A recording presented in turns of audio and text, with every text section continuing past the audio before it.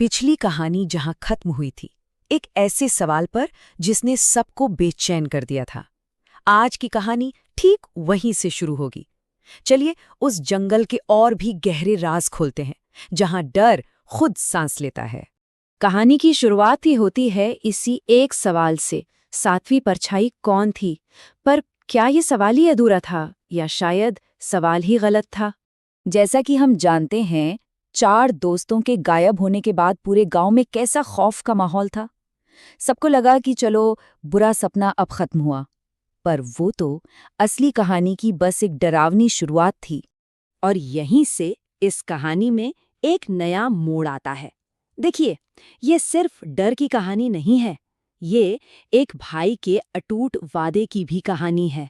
तो जो 4 दोस्त गायब हुए थे, उनमें से एक था दीपक, और ये है उसका छोटा भाई विकास। अपने भाई को खोने का गम उसे अंदर ही अंदर खाए जा रहा था। और इसी गम में उसने एक कसम खाई, सिर्फ अपने परिवार से नहीं बल्कि खुद से, कि वो सच का पता लगाकर रहेगा, चाहे कीमत कुछ भी हो। लेकिन गांव की पंडित ने उसे रोकने की कोशिश की। उन्होंने एक बहुत ही भयानक चेतावनी दी।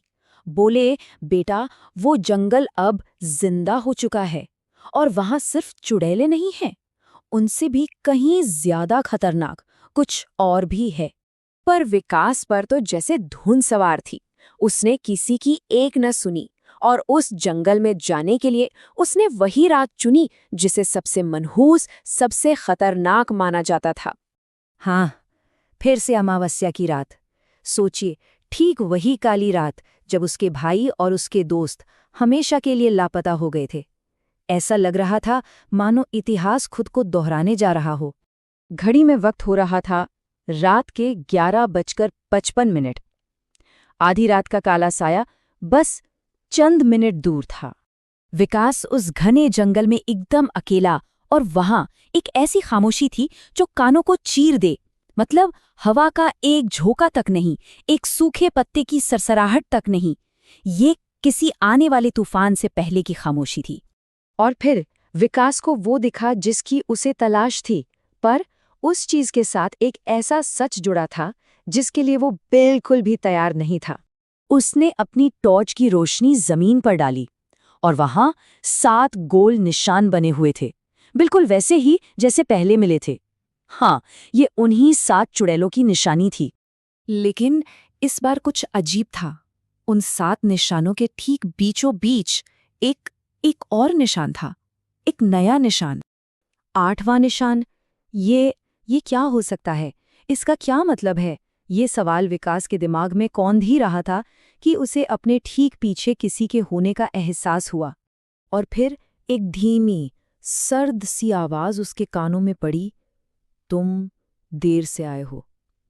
आवाज पहचानी हुई तो नहीं थी, पर उसमें एक अजीब सा दर्द था। और जैसे ही विकास पलटा, उसके सामने वो सच आ खड़ा हुआ, जो पंडित जी की चेतावनी से भी 1000 गुना ज्यादा खौफनाक था। सामने वही 7 चुड़ैलें खड़ी थी, पर रुकिए, इस बार वो 7 नहीं थी। उनके ठीक पीछे एक 8वीं परछाई भी थी। वो 8वीं परछाई धीरे धीरे अंधेरे से निकलकर रोशनी में आई, और उसे देखते ही विकास की जैसे दिल की धड़कन ही रुक गई। उसका चेहरा एकदम सफेद पड़ चुका था, जैसे सारा खून निचोड़ लिया हो। होठ सियाह काले पड़ चुके थे, और उसकी आंखें रात के अंधेरे में दहकते हुए कोयलों की तरह लाल चमक रही थीं। वो चेहरा, वो कोई और नहीं बल्कि विकास के दोस्त रोहित का था। हाँ, वही रोहित जो महीनों पहले इसी जंगल में गायब हो गया था। और बस उसी एक पल में विकास को उस जंगल का असली और सबसे भयानक सच समझ में आ गया। रोहित की आवाज अब उसकी नहीं थी। उसमें एक अजीब सी डरावनी खुशी थी। जब वो बोला, अब हम 8 हैं, तभी वो 7 चुड़ैलें एक साथ बोलीं, और उन्होंने जो राज खोला वो मौत से भी ज्यादा बदतर था। वो बोली, हम किसी को मारते नहीं, हम उन्हें अपने जैसा बना लेते हैं। अगली सुबह हुई, गांव वाले विकास को ढूंढने निकले तो उन्हें जंगल के मुहाने पर सिर्फ एक चीज मिली, उसका मोबाइल फोन। और पास की नम जमीन पर अब 7 नहीं पूरे 8 गोल निशान बने हुए थे। अब गांव के लोग कहते हैं कि हर अमावस्या की रात उस जंगल में 8 लाल आंखें एक साथ चमकती हैं, और अगर किसी बदनसीब ने उन्हें गिनने की गलती कर दी तो अगली अमावस्या पर परछाइयों की गिनती एक और बढ़ जाती है, हमेशा हमेशा के लिए।